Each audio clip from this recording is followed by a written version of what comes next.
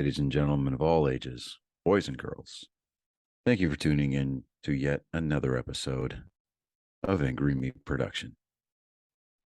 We appreciate you coming in and letting us be a part of your lives week in and week out. We hope to do our best to present you with something that your eardrums delight in. Whether you're looking at us on YouTube or Rumble, or listening to us on Spotify, Google, or Anchor, or any of the other podcast services that we are currently on or trying to get on. We thank you. And if you don't mind, at the end of every episode, stop by, leave us a comment, leave us a like. If it asks for 5 stars, we'll take 5 stars, even if you don't like us. 5 stars are what it's all about. With that being said, we hope you enjoy our attempt to make our advocation our vocation. Ladies and gentlemen, let the games begin. Welcome, Angry Faithful. Today we're going to talk about the Ludlow Massacre, which was a mass killing perpetrated by anti-striker militant during the Colorado Coldfield War. Soldiers from the Colorado National Guard and private guards employed by Colorado Fuel and Iron Company attacked a tent colony of roughly 1,200 striker coal miners and their family in Ludlow, Colorado on April 20th, 1914. Apparently 21 people, including minor wives and children, were killed. John D. Rockefeller Jr., a part owner of CF&I, who recently appeared before the United States congressional hearing on the strikes, was widely blamed for having orchestrated the massacre. This massacre was a semi-event between 1913 and 1914 Colorado Coalfield War, which began with a general Union Miner Worker of America strike against the poor labor conditions in the CF&I, Southern Colorado coal mine. The strike was originated by miners working for the Rocky Mountain Fuel Company and Victor American Fuel Company. Ludlow was the deadliest single incident during the Colorado Coalfield War and spurred a 10-day period heightened violence throughout Colorado. In retaliation for the massacre at Ludlow, bands of armed miners attacked dozens of anti-union establishments, destroying property and engaging in several skirmishes with Colorado National Guard along a 225-mile from Trinidad to Louisville. From the strikes beginning in September 1913 to intervention by federal soldiers under President Woodrow Wilson's orders on April 29th, 1914, and established an estimated 69 to 199 people were killed during the strike. Historians Thomas G. Andrews has called it the deadliest strike in American history in the United States. The Ludlow massacre was watershed movement in the American labor retaliations. Socialist historian Howard Zinn described it as a communicating act of perhaps the most violent struggle between corporate power and labor men in the United States history. Congress responded to public outrage by directing the House Committee of Mines and Mining to investigate the event. In reports published in 1915 was influential in promoting child labor laws and 8-hour workdays. The Ludlow town said an adjacent local tent colony 18 miles northwest of Trinidad, Colorado, is now a ghost town. The massacre site is owned by United Mining Workers of America, which erected a granite monument in the memory of those who died that day. The Ludlow tent colony site was designated a National Historical Landmarker on January 16th, 2009, and dedicated on this dedicated. Sorry, folks. Messing up a little bit. Dedicated. And it's dedicated on June 29th. Designed designed a historical landmark. Okay, my dyslexia kicked in. Sorry, folks. And just to let everyone know, I'm not lying about the dyslexia. I have a high thing of dyslexia, and sometimes reading this stuff is horrible, but I keep on doing it for the cloud. But anyways, subsequently, investigation immediately followed the massacre, and modern archaeology efforts largely supported some of the strikers' accounts of the events. Sorry, I got really bad allergies, so I'm gonna try to. Oh. But before we totally begin, just a little headways. If you're new to listening this podcast, yes, I mess up. Yes, I have really bad allergies, so I sniffle a lot. I try to keep it down a little bit right before I get on doing this. I take a shit ton of antihistamines and nasal spray stuff. So trying to get it to, and I drink lots of water to get the back end. So if you're just now listening, please be patient and thank you for listening. That's my radio voice. My seductive radio voice. It's awesome. I think so. Anyways, the background on this is areas of the Rocky Mountains have veins of coal close to the surface, providing significant and relative accessibility reserves. In 1867, these coal deposits caught the attention of William Jackson Palmer, then leading a survey team planning the route of Kansas Pacific Railway, a rapid expansion of rail transport in the United States, made coal a highly valued commodity, and it was rapidly commercialized. At its peak in 1910, the coal mining industries of Colorado employed 15,864 people, 10% of the jobs in the state. Colorado's coal industry was demanding by a handful of operators. Colorado Fuel and Iron was the largest coal operators in the West and one of the nation's most powerful corporations.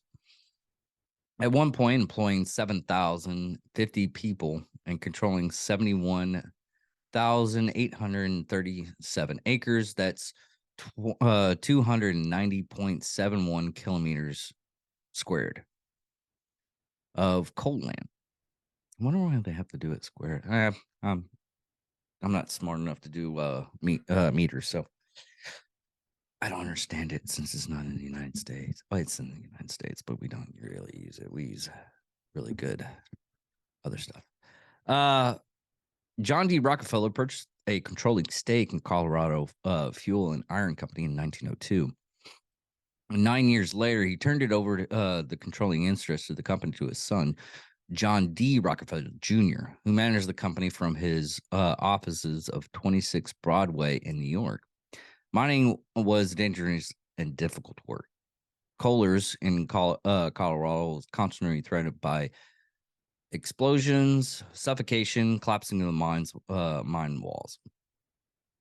In 1912, the death rate in Colorado mines was 7.055 per 1,000 employees. Why is it 0.055? 7, well, just anyways. Compared to national rate of 3.15. Why are they doing 1.5? I don't get, you can't be 0.15, can you? Anyways, 1914, United States House Committee on the Mines and Minings reported Colorado was good mining laws and such that ought to afford protection to the miners as to safety in the mines if they were enforced. Yet in the state, the percentage of fatalities is larger than any other, showing there is undoubtedly something wrong in reference to the management of its coal mines. Basically, what they're saying on this is no one adheres to the safety regulations of the coal mining. And there's still a lot of places that they don't adhere to the safety laws. Luckily, my job, they're very safety organization. It's ridiculous at times, but they pretty much keep everybody in the safe category. They'd rather have you come into work than lose an employee or lose time off. And it does cost a lot of money if you just don't adhere to the safety regulations. And this is not like, oh, you got to think about safety and everything. I've been in places that I worked and the safety regulations were a guideline and people got hurt very easily. And people were wondering, it's like, well, he's out, but he's still coming to work. But I like the place I work. So miners were generally paid according to the tonnage of coal produced, while so-called dead work, such as shorting up unstable roofs, was often unpaid. The tonnage systems drove many poor and ambiguous coalers to gamble with their lives by neglecting pre-calculations and taking on risk, with the consequences were always fatal. Between 1884 and 1912, mining accidents claimed the lives of 1,700 in Colorado. In 1913 alone, 110 men died in mining-related incidents. Coalers had little opportunity to air their grievances. Many resided in company towns in which all land, real estate, and amenities were owned by coal operators, and which were expressly designed to inculcate. And I found out y'all hear this, so Inculcate. Loyalty and squelch dissent. Welfare capitalists believed that anger and unrest among the workers could be placed by raising coalers' standards of living, while submitting in other company managements. Company towns indeed brought tangible improvements to many coalers' lives, including larger houses, better medical care, and borders access to education. But owning the towns gave companies considerable control over the aspect of the workers' lives, and they did not always use this power to augment public welfare. Historian.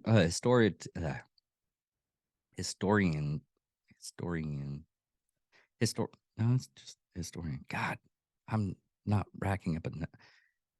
Historians, Peter S.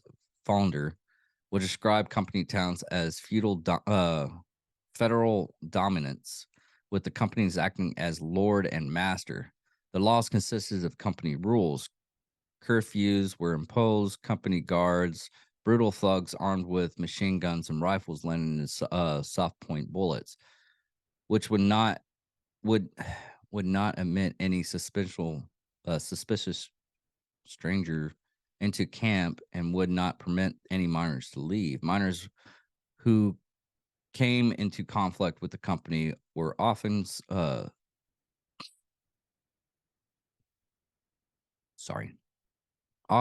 summarily evicted from their homes. Frustrated by working conditions they found unsafe and unjust, coalers increasingly turned into unions. Nationwide, organized mines boosted 40% fewer fatalities than non-union mines. Coal miners repeatedly attempt to unionize after the state's first strike in 1883. The Western Foundation of miners organization, primarily hard rock miners, in the gold and silver camps during the 1890s. Beginning in 1900, United Mine Workers of America began organized coal miners in the western states, including southern Colorado. The union decided to focus on Colorado Fuel and Iron Company because of its harsh management tactics under the conservative and distant Rockefellers and their investors. To break the or prevent strikes, the coal companies hired strikebreakers, mainly from Mexico and southern and eastern Europe. The coal and fuel and iron company mixed immigrants of different nationalities in the mines to discourage communications that might lead to organization. Just a heads up, a strikebreaker is a person who works despite a strike. Strikebreakers are usually individuals who were not employed by the company before the trade union dispute, but hired after and during the strike to keep the organized running. Strikebreakers may also refer to workers who cross picket lines. So, going on to the strike, despite attempts to suppress the union activity, the United Mining Workers of America secretly continued to unionize efforts in the years leading to 1913. Eventually, the union persisted a list of 7 demands. Recognition of the union as a bargaining agent, compression of digging coal at a ton rate based of 2,000 pounds. Previous ton rates were of long tons of 2,200 pounds. Enforcement of the 8-hour workday law, payment of dead work, lacking tracks, timber, handling impurities, etc. Weight checkment elected by the workers to keep company weightmen honest. Right to use any store and to choose their boarding house and doctors. Okay. Strict enforcement of Colorado's laws, such as mine safety rules and abolish of scrap. Scrap is a subsidiary for law of tender. It is often a form of credit. Scraps have been created and used for a very variety of reasons, including payment of employees under truck systems and for use in local commerce at times when regular currency was unavailable, and ended the company guard system. The major coal companies rejected the demands. In September 1913, the Union Mine Workers of America called a strike. Those who went on strike were evicted from their company homes and moved into tent villages prepared by the union. The tents were built on wood platforms and furnished with cast iron stoves on land the union had leased in preparation for the strike. When leasing the site, the union had selected locations near the mouth of the canyon that led to coal camps in order to block any strikebreakers' traffic. The companies hired Baldwin Felts Detective Agency to protect the new workers and harass the strikers. Baldwin Felts had a reputation of aggressively strike breaking. Agents shunned searchlights on the tent villages at night and fired bullets into the tents at random, occasionally killing and maiming people. They used an improvised armored car mounted with machine guns, the Union called the Death Special, to patrol the camps around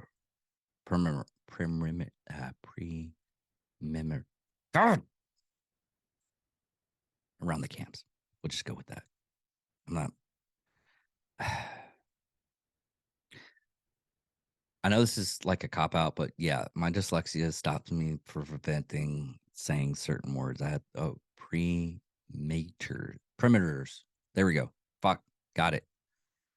Sorry, everybody. The steel covered cars was built in Colorado Fuel and Iron Company plant in Pueblo, Colorado, from the chassis of a large touring sedan. Confederations between striker miners and working miners, who the union called scrabs, sometimes resulted in deaths.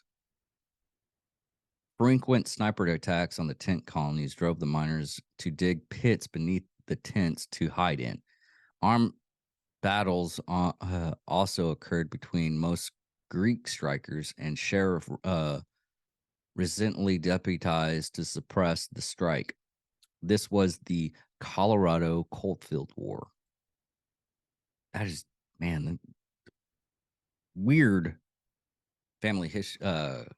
I've learned about this history, part of American history. I just never really deep dived in how bad it actually was. I mean, we got a little bit of stuff when I was in high school and my graduation. What do you call it? In like yeah, schooling. We'll just go to school, high school, everything. I know we were listening to people listening in England. Put in the comments what you call your school system. I'm not going to look it up right now. As strike retaliation violent mounted, Colorado Governor L.S.M. Adams called in Colorado National Guard on October 28th.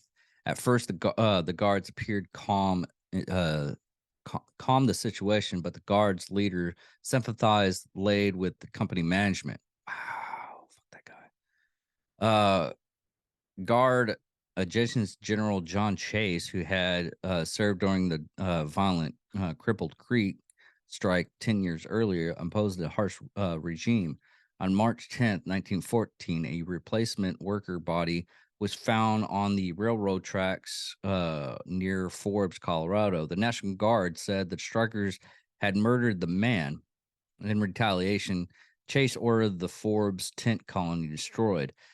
The attack was launched while the residents were attending a funeral of the two infants who had died several days earlier. Photographer Lou Dole witnessed the attack, and his images of the destruction often appeared in accounts of the strike. That's another thing that we during that time frame, photographing those events so we could actually revisit them to judge what it actually is and everything and what happened. That's beneficial to an extent, especially when people go right now saying the conditions are horrible and we should we should bump pay a little bit, but not as much as people think. Well, I'll get into that on What the Hell one of these days on payment increase. I think I have did that in a couple of What the Hells. I can't remember which one episodes. I've done so many. The strikers preserved until the spring of 1914, but then, according to historian Anthony DeStaffas, y'all gonna hear this. DeStefani's. Disespante. The National Guard was largely broken the strike by helping the miners bring in non-union workers. The state had also run out of money to maintain the guards, and Ammons decided to recall them. He and the mining companies feared a breakdown in order, left one company of guardsmen in southern Colorado.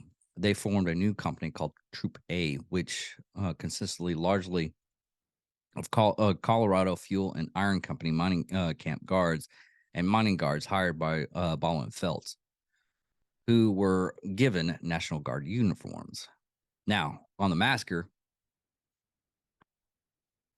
on the morning of April 20th, the day after Some of the tent colonies celebrate Orthodox Easter. 3 guardsmen appeared in the camp, ordering the release of a man they claimed to be was being held against his will. The camp leader, Louis Tika, left to meet with Major Patrick J. Hamrock at the train station in Ludlow village, a half a mile or 800 meters from the colony.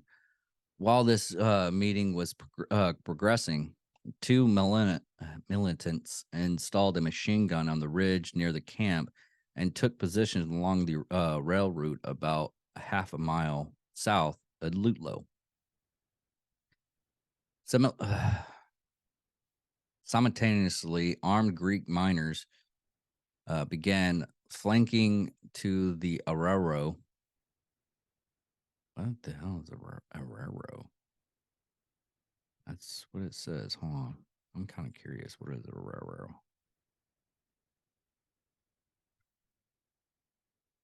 A steep side gully formed by the actions of a fast-flowing water that strains the semi-arid ridge found chestified in the southwest United States. Oh, okay.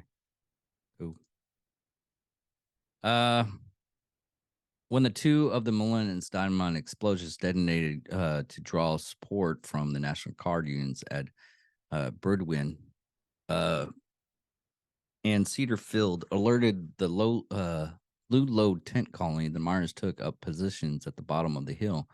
When the militants opened fire, hundreds of the miners and their families ran for cover. The fighting ranged for the entire day. The militants was reinforced by non-uniformed mine guards later in the afternoon. At dusk, a passing freight train stopped on the tracks in front of the guards' machine gun placement, allowing many of the miners and their families to escape to an outcrop of hills to the east called Black Hills. By 7 p.m., the camp was in flames, and the militants descended on it, beginning to search and loot it. Tikas had remained in the camp the entire day and was still there when the fire started. He and 2 other men were captured by the militants. Tikas and Lieutenant Carl Litterfield, commander of one of the 2 guard companies, had confronted each other several times in the previous months. While 2 militants held Tikas, Litterfeld broke a rifle butt over his head. Still that fucking hurt. Tikas and other 2 captured miners were later found shot dead. Tikas had been shot in the back. Their bodies laid alongside the Colorado's Southern Railways tracks for 3 days in front of view of passing trains. The militants officers refused to allow them to be removed until a local of a railway union demanded they be taken away for burial. During the battle, 4 women and 11 children hid in pits beneath one of the tents, where they were trapped when the tent above was set on a blaze. 2 of the women and all the children suffocated. These deaths became a rallying cry for the Union Mining Workers of America, who called the incident the Ludlow Massacre. Julia May Courtney reported different numbers of her counterparts' article, Remember Ludlow. Contemporary, yes. I think it's contemporary, yes. Contemporaneous. Okay. For the magazine Mother Earth, she said that in addition to men who were killed, a total of 55 women and children had died in the massacre. According to her accounts, the militants fired the two largest buildings, the strikers' stores, and going from tent to tent, pouring oil and flimsy instructions, set fire to them. From the blazing tents rushed the women and children, only to be beaten back into the fire by the rain of bullets from the militants. The men rushed to assist with of their families, and as they did so, they were dropped as a whirring messenger of death spurred Sterling to the mark, and to the cellars, the pits of hell under the. And this is her accounts. Sorry. The pits of hell under their blazing tents creep the women's and children, less fearful of the smoke and flames than the nameless horrors of spraying bullets. One of the men counted the bodies of 9 children taken from one ashy pit. Their tiny fingers, oh man, tiny fingers buried away as they held the edges of the in their struggling to escape. Thugs in state uniform hackled at the lifeless forms, in some instances near cutting their heads off and limbs to show their contempt for the strikers. 55 women and children pursued in the fire of Ludlow tent colony. Relief parties carrying Red Cross feds were driven back by the guardsmen, and in 24 hours, the bodies lay crispy in the ashes. Red rescuers vainly tried to cross the firing line. God, Lord. Oh, God, Lord. Some reports said the second machine guns brought in to support the established 200 guardsmen who participated in the engagement, and that the Colorado Southern train operators proposed putting their engines between the machine guns and strikers as a shield against the National Guard fire. A board of Colorado military officers described the events as beginning with the killing of Tisca and other strikers in custody, with gunfire largely remaining from the southwest corner of Ludlow Colony. Guardsmen stationed on Water Tank Hill, a name for the machine gun position, fired into the camp. The guardsmen reported having seen women and children withdrawing the monitoring before the battle, and said they thought the strikers would not have begun firing if they had women still with them. The board officially commended the truly heroic behavior of Litterfelt and the guardsmen and the militant during the battle, and blamed the strikers for any civilian casualty during the engagement. Fuck those guys all to hell. I hope they're getting raped in fucking hell. Honestly, I hope they. This is ridiculous. Of false narratives, and this is the reason why I sorry, I just false narratives like this just pisses me off. Even nowadays, when they give false narratives of how certain things are tragedy because of what they believe, and not the actual report of it fucking what's going on, and letting people come up with their own opinions. Their opinions matter, not yours. And sometimes in an instance, some people's opinions don't matter, but because they're usually wrong. Just me saying that, my opinion. I know some people will strike me for that, but in situations like this was really just showing up as these weren't heroes. They were literally doing mass genocide. And the media at the time were telling everybody, hey, they're the heroes. You shouldn't be listening to the strikers. The strikers are the bad people. Fuck these motherfuckers. Fuck those motherfuckers. Sorry, folks.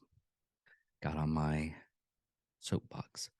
In addition to the miners and their family members, 3 regular members of the National Guard and one of the other militant men were reported killing in the day's fighting by contemporary accounts. However, modern historians asserted that only one of the militants numbers, a private named Martin of the National Guard was killed. Martin was fatally shot in the neck, presumably by the strikers. And another thing on this, I'm sorry to back up on that whole calling those cowards heroes. The real heroes of this story is the actual train people. Honestly, just my opinion, but anybody that agrees with me, just agree. But the trains were the heroes of this. They wanted to protect people, and that's what a lot of people don't understand is sometimes you just gotta protect people. Fucking assholes. Sorry. And the aftermath of the massacres came the 10-day war, part of the wider Colorado Coalfield War, as days of the deaths of women and children. Spread. The leaders of the organization, organized labor, issued a call to arms. They urged union members to get all the arms and ammunition legally available. Subsequently, the coal miners began a large-scale guerrilla war against the mine guards and facilities throughout Colorado's southern coal fields. In the town of Trinidad, the Union Mine Workers of America only and officially distributed it. God, I did it again. Distributed it. God, you know what? Close enough.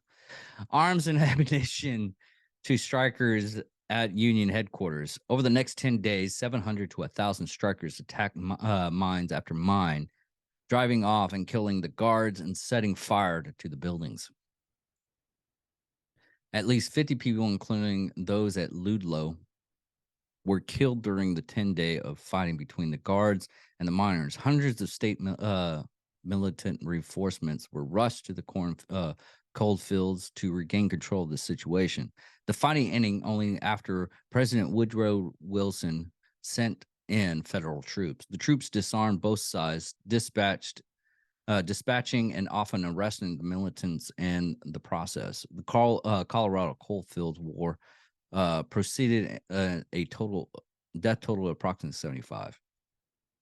Union Mine Workers of America finally ran out of money and called off the strike on December 10th, 1914. In the end, the strikers' demanded were not met, and the union did not obtain reconditions. Yes, I do it on stupid words too. Recognition. And did not obtain recognition. Many striker workers were replaced. 408 strikers were arrested, 332 of whom were indicted for murder. Of those present at Ludlow during the massacre, only John R. Lawson, leader of the strike, was convicted of murder, and the Colorado Supreme Court eventually overturned the conviction. Good. 22 National Guardsmen, including 10 officers, were court-martialed, while Litterfelt was found responsible for the deaths of Tikas and other strikers that exhibit execution-style injuries. He and all others were acquitted. Shot him. Church minister Reverend John O. Ferris, pastor of Trinity Church in Trinidad. Wow, surprised I didn't mess that up. And other church in Aguilar. He was one of the few pastors in Trinidad permitted to search and provide Christian burials to the deceased victims in Ludlow Massacre. A lot of victims. The legacy of this massacres sparked nationwide reproach for the Rockefellers, especially in New York, where protesters demonstrated outside the Rockefeller building in New York City. Protesters led by Feeder Center anarchists Alexander Berkman and Carlo Tresca, followed with Rockefeller Jr., fled 30 miles upstate to a family estate in Tarrytown. In early July, a failed bomb plot in Tarrytown Estate ended with a dynamite explosion in East Harlem and 3 dead anarchists. Now, at this time frame,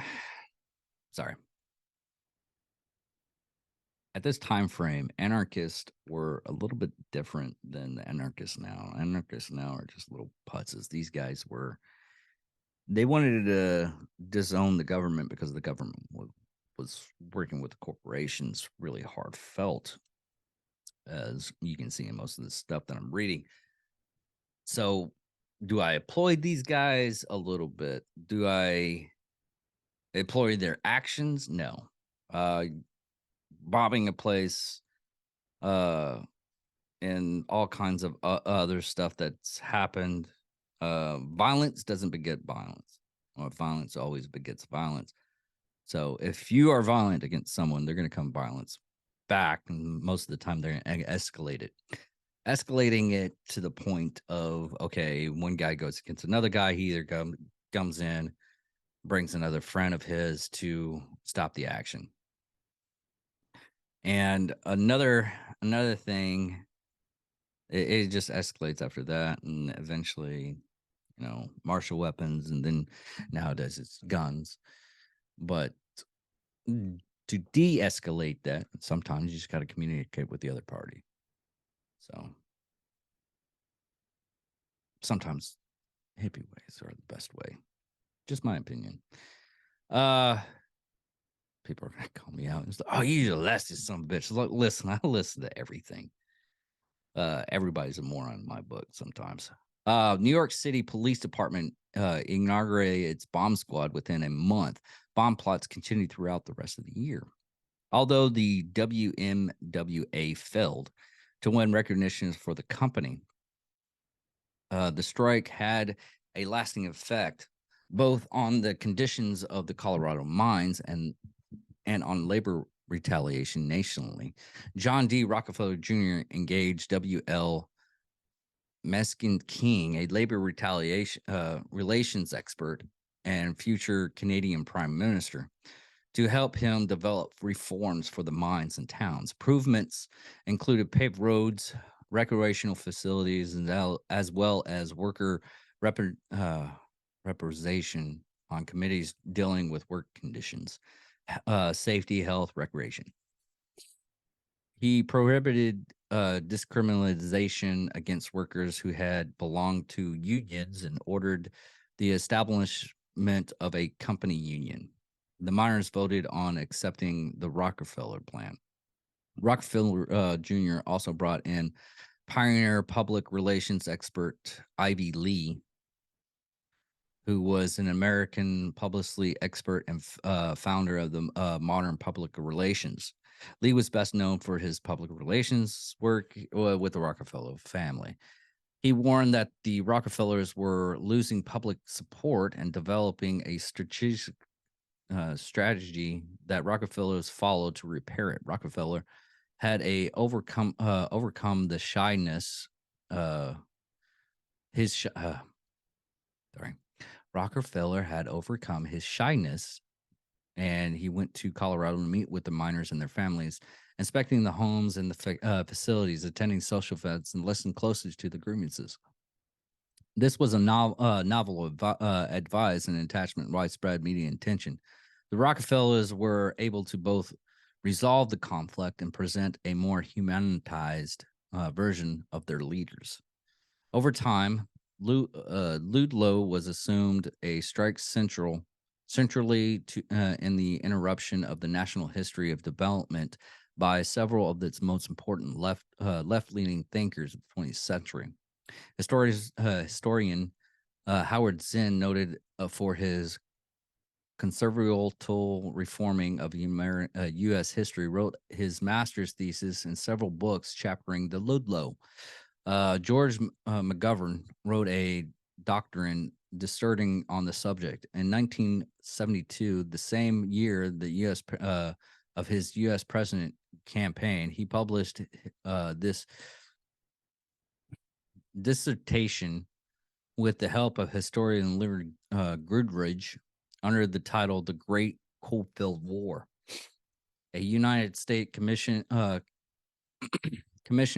Industrial Relations, CIR, headed by labor lawyer Frank Walsh, conducted hearings in Washington, D.C., collecting information and taking testimony of all the principals, including Rockefeller Sr., who testified that even after knowing that guards in his pay had committed atrocities against the strikers, he would have taken no action. To prevent his hirings of attacking them. The commission's report endorsed many of the reforms the unions sought and provided support for bills establishing national 8-hour workdays and banning of child labor. So because of this, we have child labor laws and 8-hour workdays thanks to these guys. The last survivors of the Ludlow massacre, Emily Marie Padilla. Let me make sure I got that Latin name right. Padilla Donnelly was 3 months old during the event. Her family was her father was a miner and she was born into the camp. Her mother took her and her siblings away as violence escalated. They traveled by train to Trinidad, Colorado. The evacuation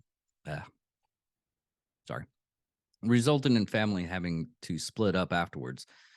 Daly was cared by various families and also placed for a time in an orphanage in Pueblo in Denver. She worked as a housekeeper, that then married a consultant whose work allowed them to travel the world. Daly died on March 14th, 2015 at 105. Jeez. Reputation, and other media. Several popular songs have been written and recorded about the events in Ludlow. According among them is among them are American folk singer Woody Guthrie, Ludlow Massacre, Red Dirt country singer Jason Bodlin, with the title of Ludlow, Irish musician Andy Irvins, the monument, Least We Forget, and now it's just going over all the historical stuff that you can look. They have memorials there. It's 40 acres, Ludlow tent colony site, 40 acres, 16 HA. I don't know what HA is. The architect was Hugh Sullivan, and it was built in the site was built in 1913. But it in the memorial in 1916, the United Mining Workers of America bought the site of the Ludlow tent colony. 2 years later, they erected a Ludlow monument to commemorate those who died during the strike. It was fabricated by Jones Brothers Company of Bear, Vermont, using local granite. Was commissioned by Sanford, president of the Union Mining Workers of Trinidad, Colorado. Springfield Granite Company served as the contractor. The monument was damaged in May 2003 by unknown vandals. The repaired monument was unveiled in June 5th, 2005, with slightly altered faces on the statue. The National Historical Marker.